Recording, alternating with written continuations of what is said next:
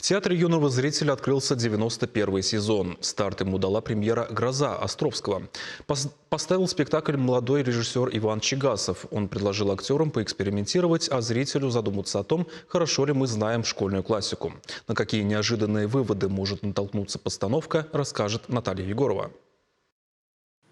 Вероятно, в России нет ни одного театра, где бы не ставили «Грозу» Островского. На сцене Тюза пьесу знаменитого драматурга зрители могли видеть в 1969 году, а потом и в 2007. Тогда, 15 лет назад, актриса Венера Пайгильдина играла роль Катерины. Сейчас молодой режиссер Иван Чигасов предложил ей воплотить образ антагониста – Кабанихи. Поначалу заслуженная артистка Чувашии удивилась. Обычно Марфу Игнатьевну представляют злобной, дородной старухой. А потом задумалась, а почему Кабаниха так себя ведет? Откуда растут корни ее злобы? Затем и вовсе пришла к неожиданному выводу, что Катерина – это Кабаниха. И если бы главная героиня не спрыгнула с обрыва, то могла бы со временем стать такой же.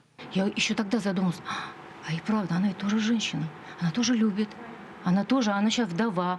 Ей что, ласки не хочется, ей что, любви не хочется, ей что, не тяжело без мужа всю эту лямку хозяйства это все тянуть. Молодой режиссер согласился с такими выводами. Он и сам привык мыслить нестандартно. Когда готовился к постановке, много размышлял о природе поведения героев. Главное действующее лицо этой пьесы – это гроза.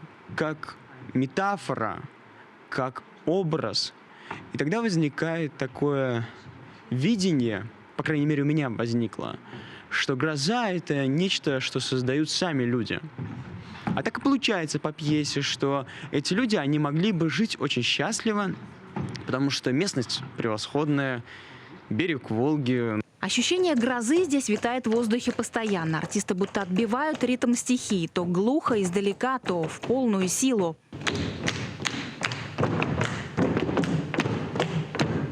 Режиссеры и актеры много экспериментировали, совместно искали формы для воплощения задумок, чтобы было и интересно, и понятно, и смысл пьесы Островского не потерялся, ведь авторский текст необходимо было сохранить в полной мере, без фантазий. Очень интересно было работать в этой постановке, очень было интересно работать с Иваном, с его методом работы, с его тренингами, с его вообще подходом к репетиции.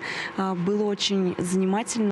Танцы, хореография. В постановке много движения, почти нет статики. Вероятно, не все зрители смогут принять подобную смелую трактовку пьесы. Но в театре советуют оценить спектакль дважды. Посмотреть, как играют оба состава актеров и убедиться, насколько сильно версии постановки отличаются друг от друга. Наталья Егорова, Екатерина Ингалакова. Вести Чувашия.